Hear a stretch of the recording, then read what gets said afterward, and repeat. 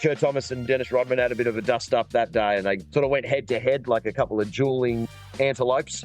I don't know what an antelope is, but they went clashing horns, and old Kurt Thomas looked like a very mean bugger, so that was good to see.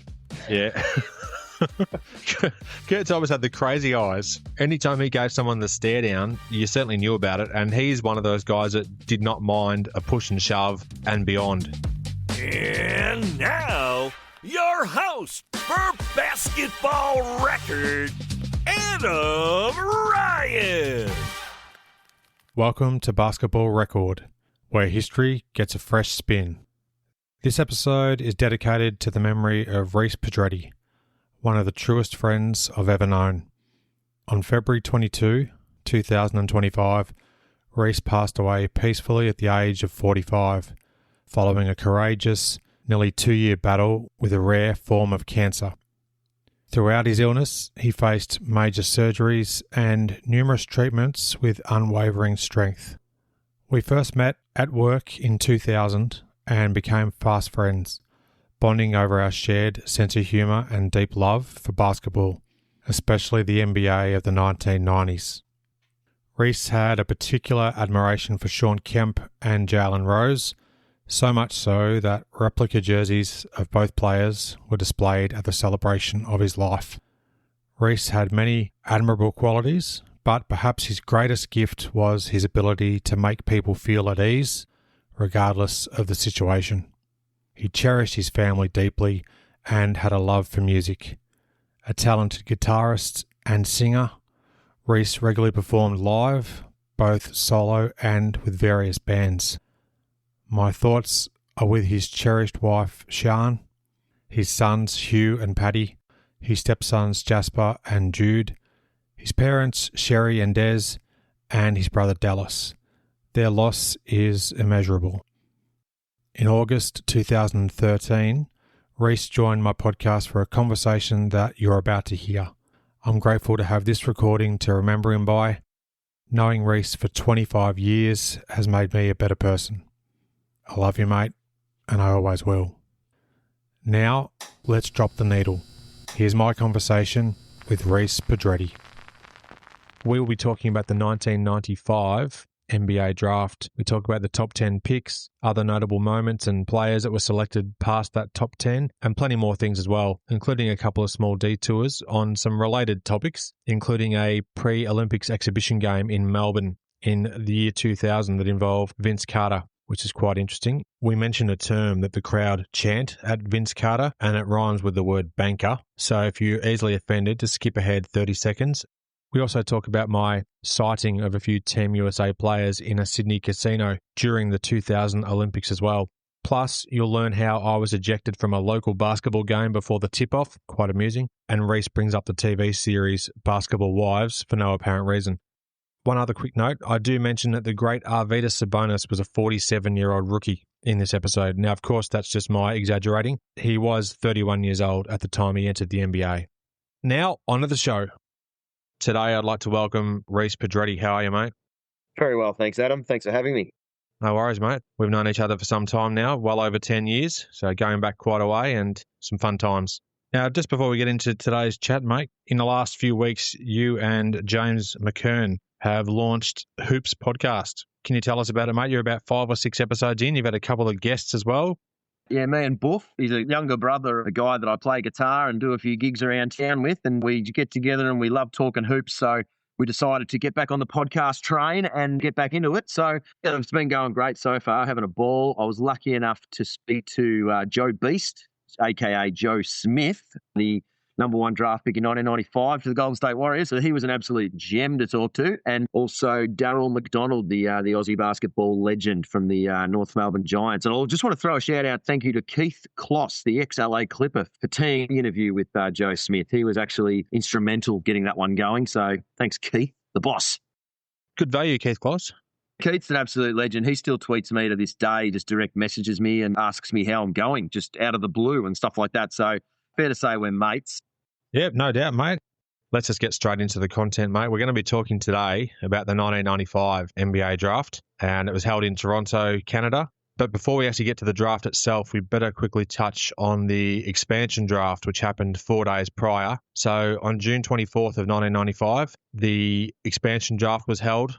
The two new teams that were entering the league were the Toronto Raptors and the Vancouver Grizzlies. Now, the Raptors were coached by Brendan Malone at the time, and they were awarded an expansion team in 1993, and the Vancouver Grizzlies were led by Brian Winters. In 1994, they were announced as an expansion team. So they both entered the league in the 96 season. So based on a coin flip, mate, which was won by the Grizzlies, they chose to receive the higher 1995 NBA draft pick. So that meant that Toronto could select first in the expansion draft, and then selections alternated thereafter, with both teams stocking their rosters until one player from each of the 27 existing franchises was selected. Now, there's a couple of quick notable players that I'd like to mention. Toronto selected BJ Armstrong from the Chicago Bulls. He was then on-traded to the Golden State Warriors for 5 players. Jerome Kersey was selected from Portland, and Willie Anderson was selected from San Antonio Spurs. And for the Grizzlies, they selected Greg Anthony of the New York Knicks, Byron Scott from the Indiana Pacers, and Blue Edwards of the Utah Jazz. So there are a couple of notable players. Is there anything you'd like to mention, mate, about the 95 expansion draft? Firstly, mate, congratulations. You didn't call them the Toronto Craptors, which you are known to mention them as. But also, AC Earl was drafted by the Toronto Raptors, and he was a big fella that came over to Australia for a year or two and tore it up in the NBL, which, as you and me have spoke about a lot, mate, we think a lot of ex-NBA players should make their way over to the NBL and tear it up. But yeah, no, look, it was good to see 2 new teams and 2 new uniforms and a couple of new courts to get excited for. I remember being pretty excited about it. Now let's get into the draft itself. The 95 NBA draft was held on June the 28th, 1995. As I said, it was in Toronto, Canada. There were 58 players selected, and 50 of those went on to play in the NBA. Now, the Warriors had the worst record the season prior. They were 26 and 56, so they had the first selection in the draft. The number 1 pick in the 95 draft was Joe Smith out of Maryland.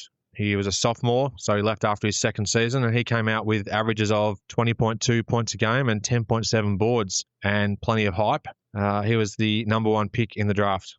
There was a lot of talk leading up to the number 1 pick too, as to whether it might be, there's a couple of names thrown in the hat, McDyess, Rasheed Wallace and Jerry Stackhouse, but Joe Smith, he was the National Player of the Year, and as you rattled off his stats before, he was by far probably the standout college player and a well-deserved number 1 pick. He's no average Joe. Yeah, good work. I love a good wordplay and good puns, so keep those coming, mate. Now, the second pick in the draft, mate, went with the LA Clippers. They selected Antonio McDyess, the very athletic player out of Alabama, and he also left after his sophomore year. The first 4 picks were actually all sophomores. He had averages of just under 13 points a game, along with 9.3 rebounds a game, but the Clippers then traded him, along with Randy Woods, to the Denver Nuggets in exchange for Brent Bones Barry and Rodney Rogers. So the Clippers did send him away rather quickly after making that selection. He played with Denver for a couple of years and had quite a good sort of rookie campaign, but then he ended up at Phoenix just for 1 year. And I remember that team being quite fun to watch with your Rex Chapmans and Danny Manning, Cedric Ceballos and Uncle Cliffy, one of your ex-interviews that you had on here, mate, and played there for 1 year. Then ended up going back to Denver for 4 years and becoming an absolute gun of a player. And he had a 50-point game at one point. He was fun to watch. And even at the end of his career when he was at Detroit and at San Antonio, he was still a good player. Yeah, was able to contribute, whether it be off the bench or what. But I remember seeing him, Adam, I'm not sure if you were there at that exhibition game, the USA versus Australia in Melbourne. Did you get to that? No, I didn't. You're talking about the pre-Olympic exhibition in 2000? I am, mate. I thought you might have been there. I don't have any excuse why I wasn't there because I only lived about an hour and a half away, as you did, of course. And for some unknown reason, didn't go. And it was one of the most fantastic games as far as exhibitions go, given a couple of the on-court antics that happened surrounding one Vince Carter.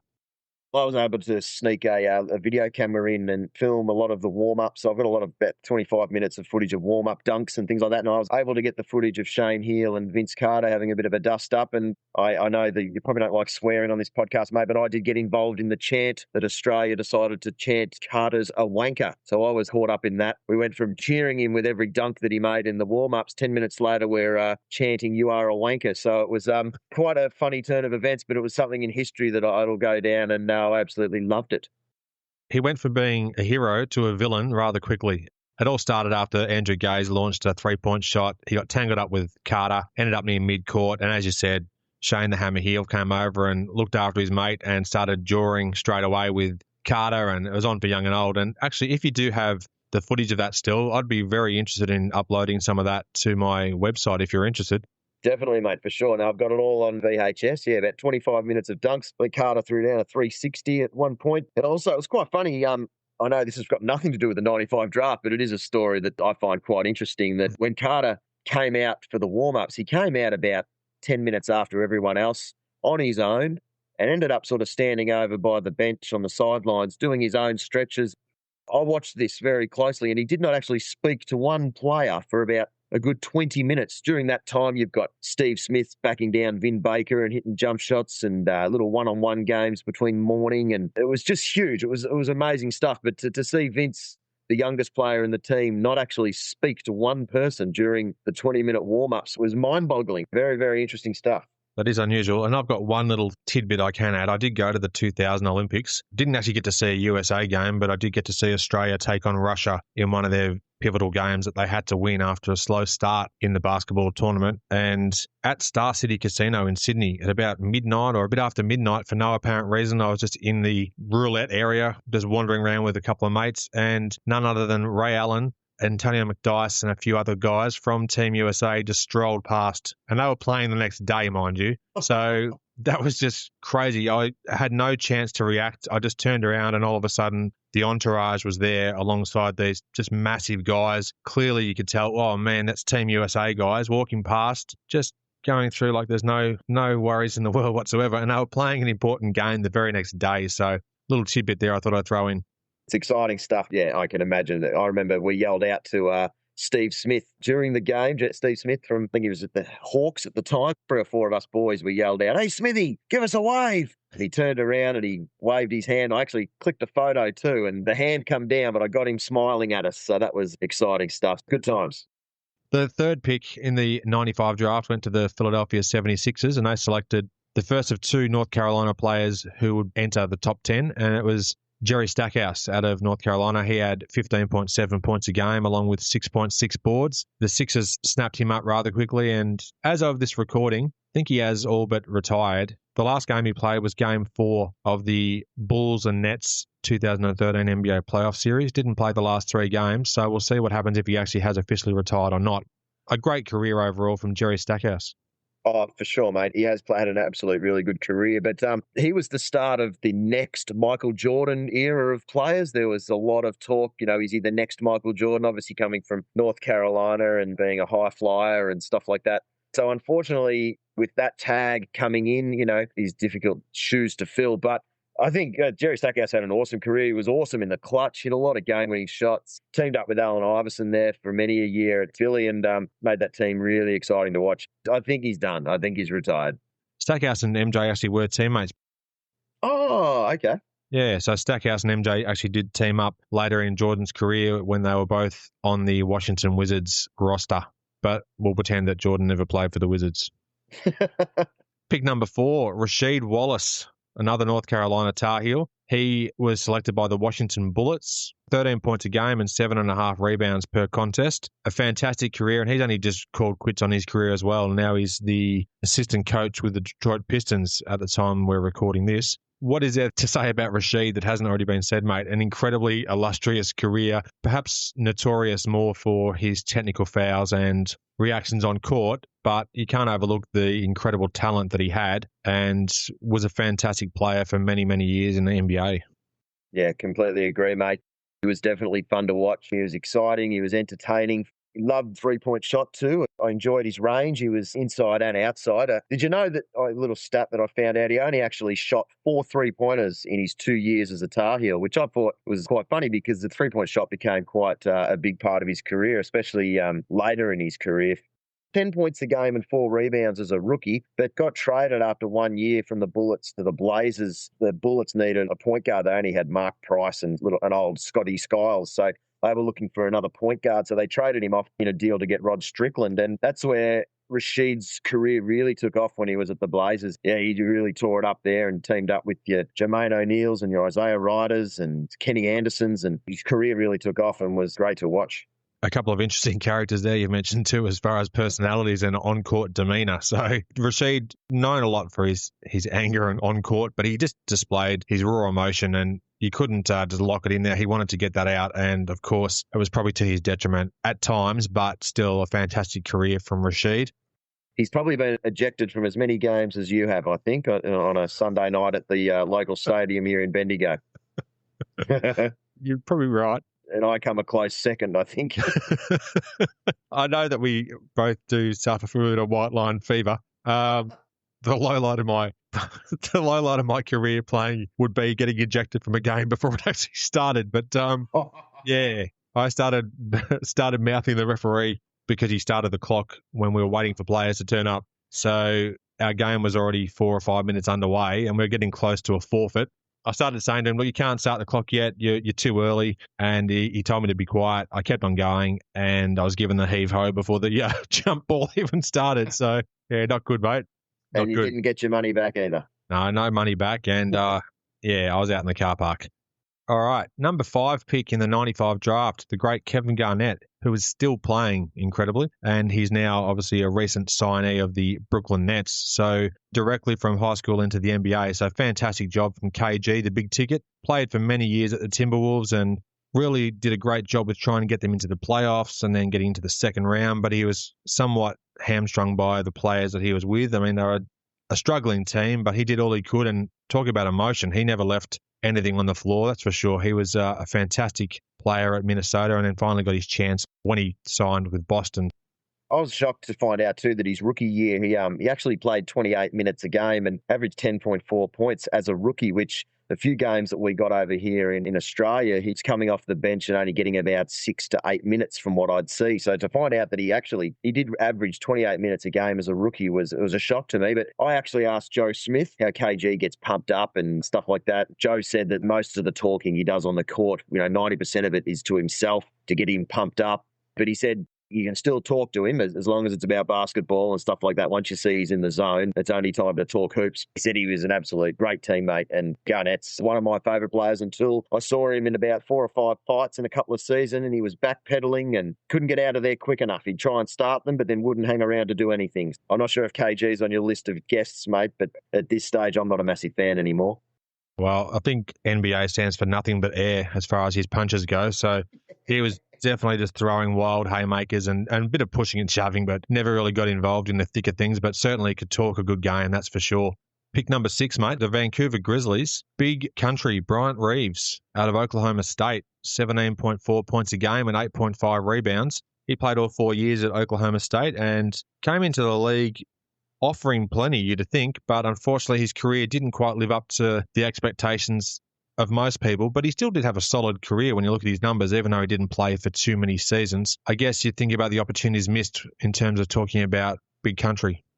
Oh, for sure, mate. Massive numbers in college and had a good NBA career, but unfortunately it was his back and he had some weight issues, I think, from what I could tell. He did just sign a 6-year, $61 million deal too with the Grizzlies before retiring a couple of years after that. So, yeah, I loved his game. He was a workhorse. Obviously, back and weight issues. Unfortunately, finished his career earlier than expected. Indeed. Now, pick number 7, the next expansion team, the Raptors, they selected Mighty Mouse, Damon Stoudemire, out of the Arizona Wildcats, and he averaged 15 points a game along with 5.4 assists, and he also played all 4 years at Arizona. The Raptors took him with pick number 7, and he turned out to be Rookie of the Year, had tremendous hype, did some amazing things throughout the season, was very flashy, and a really good first year for Damon Stoudemire, who had quite a long NBA career himself. I like Damon Stoudemire. His rookie year was amazing. The numbers were just ridiculous. You've actually spoke about him on another podcast, and I think it was with Steenie, and talked about his numbers that were just absolutely amazing for a first-year player.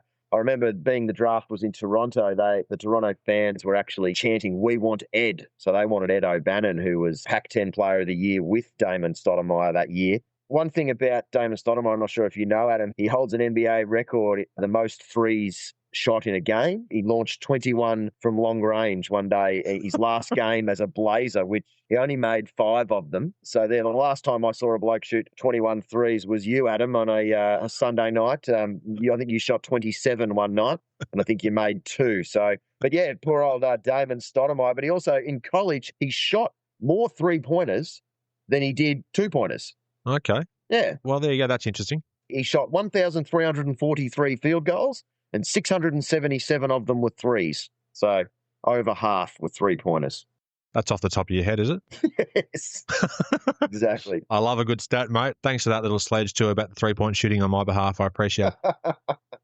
I think you're only counting the first half too. I've probably jacked up another 10 in the second half. No, you got ejected at halftime. Oh, okay. Well, that makes sense. All right. So with pick number 8, the Portland Trailblazers selected Sean Respite out of Michigan State from the Spartans. Now, he was averaging 12 points a game and 2.9 rebounds per contest, and he was a 4-year player at Michigan State. He entered the draft with plenty of hype as well. Unfortunately, his career never really took off, and the Blazers actually traded him to Milwaukee in exchange for Gary Trent and a 1997 first-round draft pick, which turned out to be Paul Grant, who had a total of 16 career NBA games. So didn't really work out all that well for all those involved. But we know that there was a reason behind that, of course. He actually had stomach cancer during his NBA career. He found that out in his rookie season and didn't actually tell anyone. I think he told his coach, was the only one he told for a couple of years. And one year he had treatment on the cancer and then played a summer league game later that day. So, look, he really tried to make his career work. But unfortunately, I don't think a lot of people know that. I think that would have played with his mind a lot, and being NBA is much a mind game as it is physical, career didn't go as well as he might have hoped. For sure, mate. I'm not certainly trying to talk down his NBA efforts. He played 172 games in 4 NBA seasons. It's a massive effort to even still play in the NBA. And I'm not exactly too sure what he's doing at this point in time, but I know a couple of years ago he was hired by the Minnesota Timberwolves to be a player development coach. And before that, he spent some time in the development league doing some player development and stuff. So he's obviously still around the game and making quite a career out of the NBA. Now, you mentioned this guy a little bit earlier. With the number 9 pick in the draft, the New Jersey Nets selected Ed O'Bannon out of UCLA, and he was a much-touted college player. He left UCLA after his 4 seasons with averages of 15.5 points a game along with 7 rebounds a game. But unfortunately, his NBA career, you'd have to suggest that you don't like to use the word bust all that freely. However, he only played 128 games in 2 NBA seasons, and for a number 9 draft pick, that's not really what you're hoping for as a franchise. No, not at all, mate.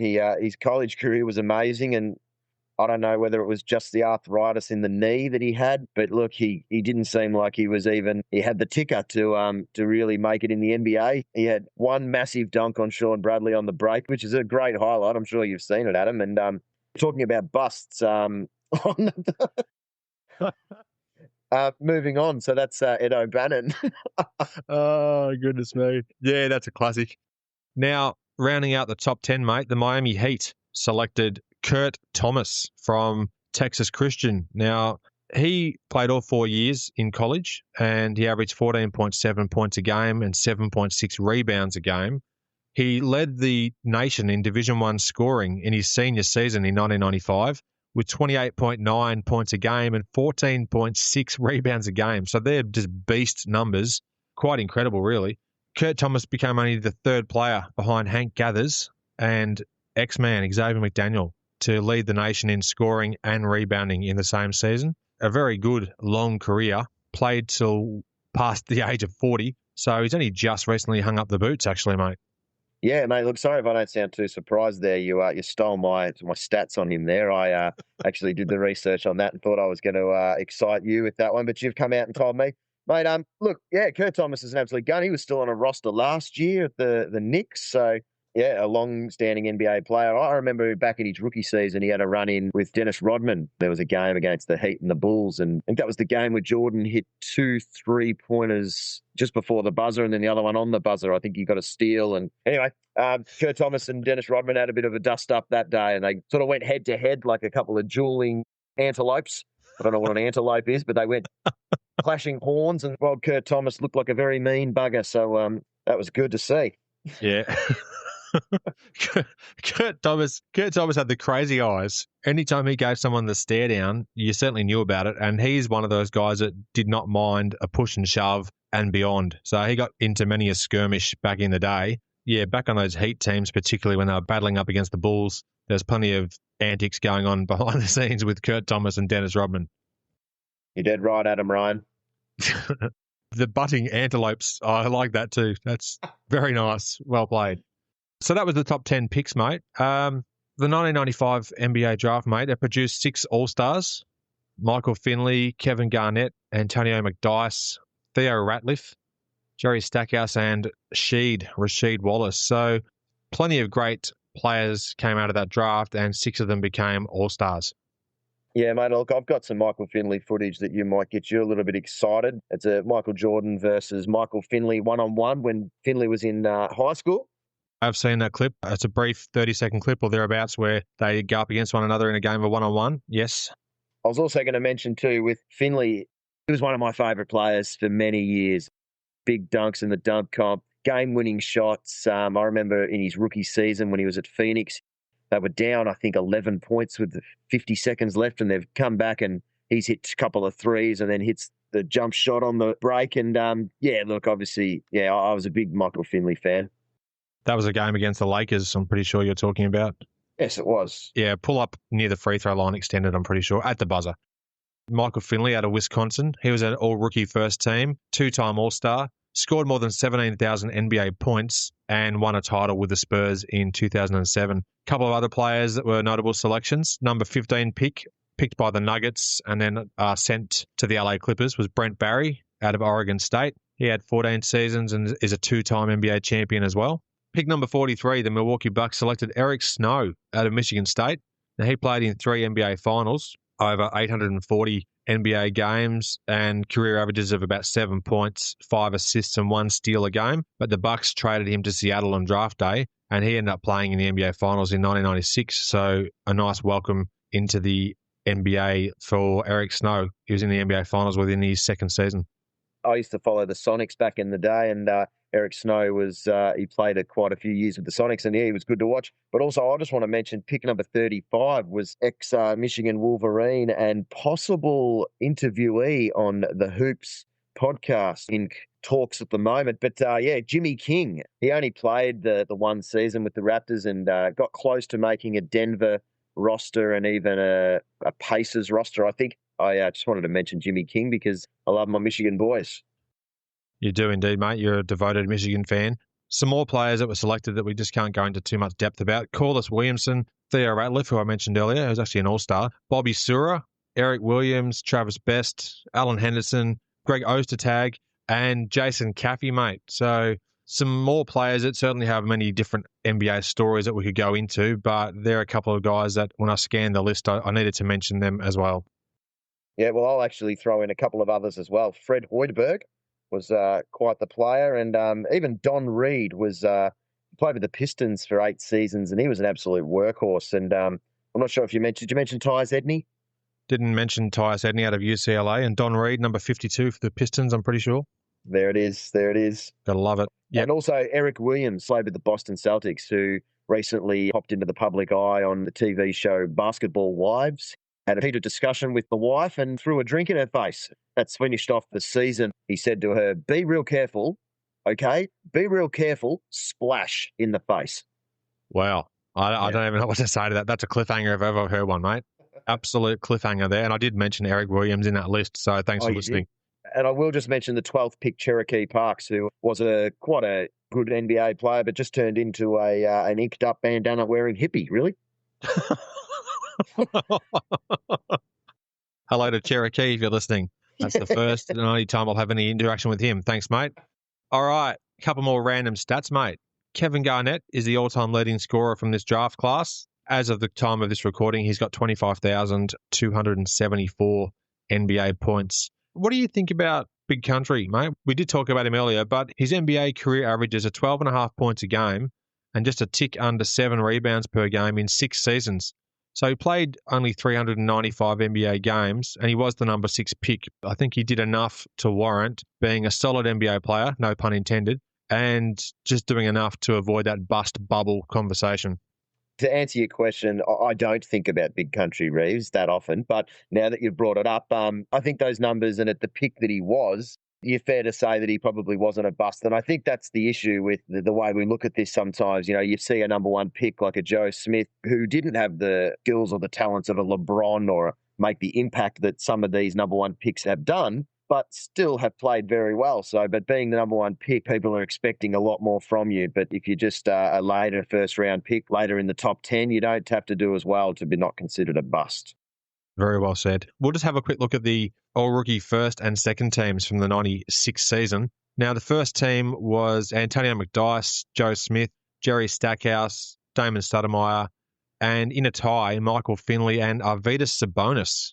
The big 7'4", the European legend Arvydas Sabonis actually rounded out the first team. So Sabonis was a 47-year-old rookie. Quite incredible when you think about it. Yeah, he was drafted back in 1986 at 21st pick and didn't actually obviously come over to the NBA for about 10 years. And yeah, he was great to watch. Some of his Showtime passes were my favourite things to watch. Venus, I remember he threw this behind the back pass once. I don't know if you've seen it, Adam, and he just paused and stopped like a statue, and the ball was laid up and he was just standing there. It was just it was really pretty to watch. That is true. Can I just throw in, mate, just when we go back to random stats, I don't want to control the show here, but I will just take control at this moment. Bobby Sura from the Cleveland Cavaliers, who was pick number 17, he almost had 3 triple-doubles in a row when he was an Atlanta Hawk during his career.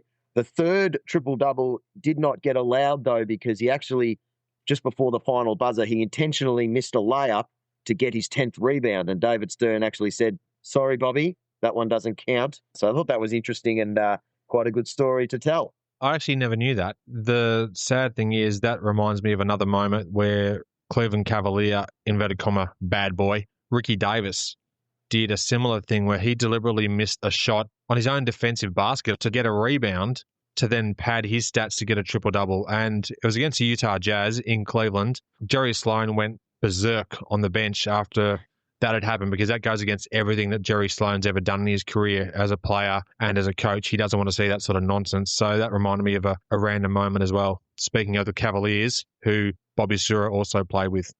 Yeah, definitely some interesting stories, Adam, and that was one of your finest.